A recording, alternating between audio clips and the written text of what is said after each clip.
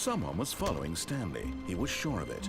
If he checked over his shoulder now, he would surely catch them. It was only a matter of time.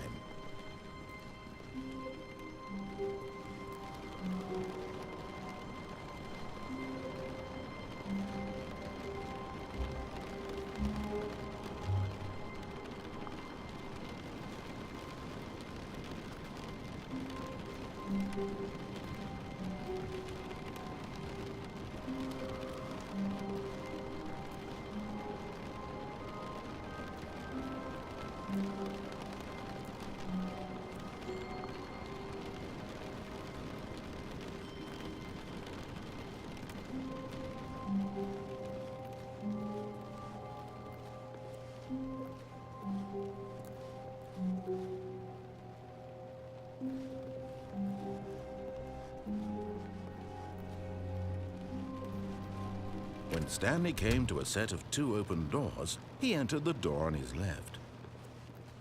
This was not the correct way to the meeting room, and Stanley knew it perfectly well.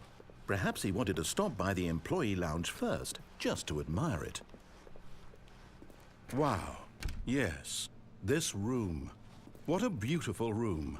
What a gorgeous, gorgeous room. Thank goodness Stanley had taken this detour on his way to the meeting room. Life without having experienced this room was now too horrible even to consider.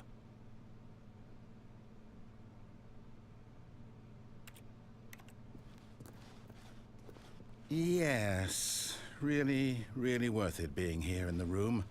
A room so utterly captivating that even though all your co-workers have mysteriously vanished, here you sit looking at these chairs and some paintings.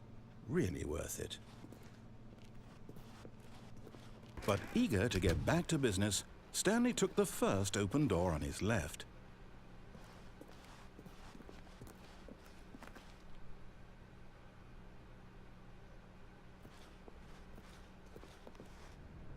Stanley was so bad at following directions, it's incredible he wasn't fired years ago.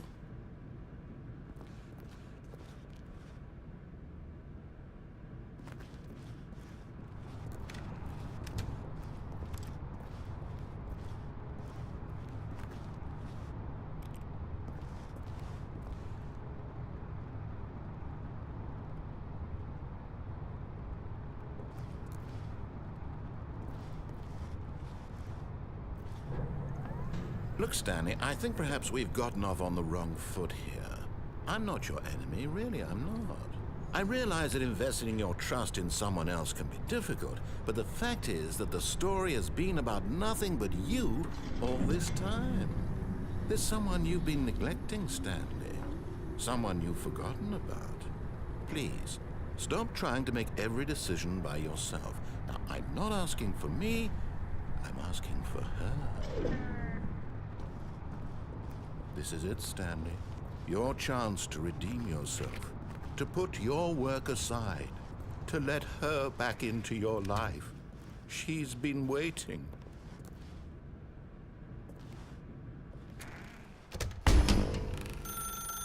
That's her, Stanley. You need to be the one to do this, to reach out to her.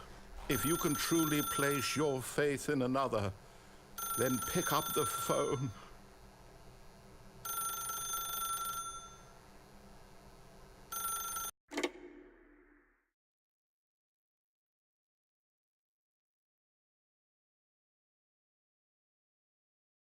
Oh, Stanley, is that you? Hold on, sweetie. Sorry to keep you waiting. I'm just pulling the bread out of the oven. All right. Okay, there we go. All right, now, I want you to come in and tell me all about your day. Gotcha. Oh, come on. Did you actually think you had a loving wife who'd want to commit their life to you? I'm trying to make a point here, Stanley. I'm trying to get you to see something. Come inside. Let me show you what's really going on here.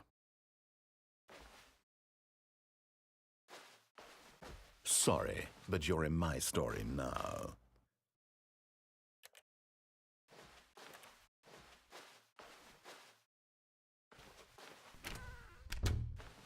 This is a very sad story about the death of a man named Stanley.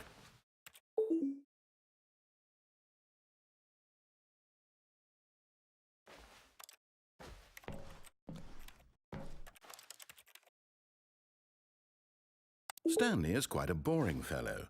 He has a job that demands nothing of him, and every button that he pushes is a reminder of the inconsequential nature of his existence.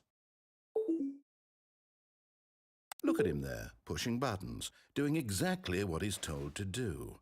Now he's pushing a button. Now he's eating lunch. Now he's going home. Now he's coming back to work.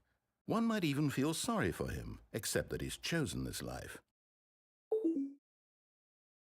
But in his mind, he can go on fantastic adventures.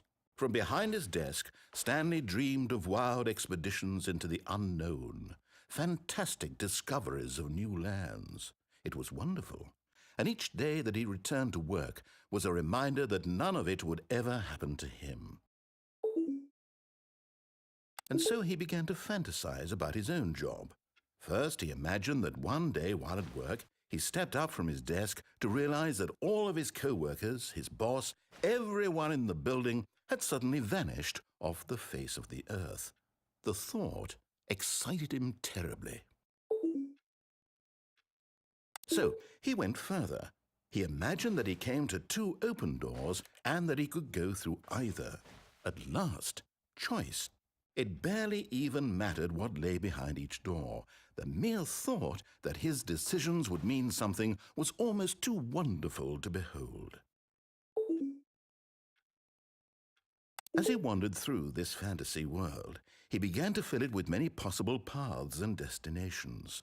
Down one path lay an enormous round room with monitors and mind controls. And down another was a yellow line that weaved in many directions. And down another was a game with a baby. And he called it the Stanley Parable. It was such a wonderful fantasy, and so in his head he relived it again, and then again, and again, over and over, wishing beyond hope that it would never end, that he might always feel this free.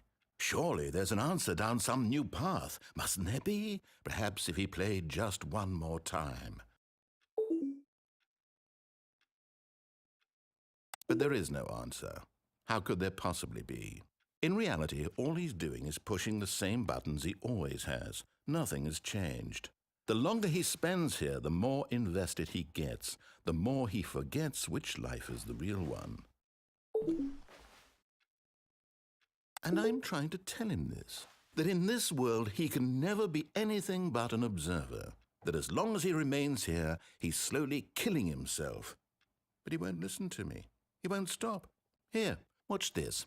Stanley, the next time the screen asks you to push a button, do not do it.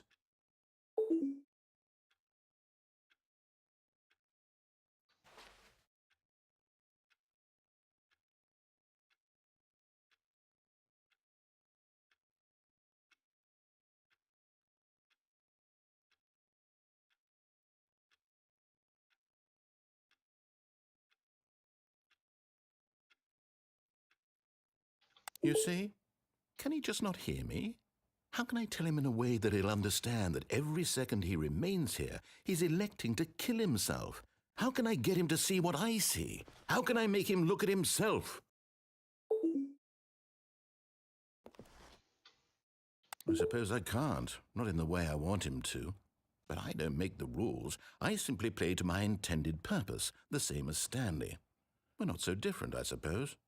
I'll try once more to convey all this to him. I'm compelled to. I must. Perhaps, well, maybe this time he'll see. Maybe this time. And I tried again, and Stanley pushed a button. And I tried again, and Stanley pushed a button. And I tried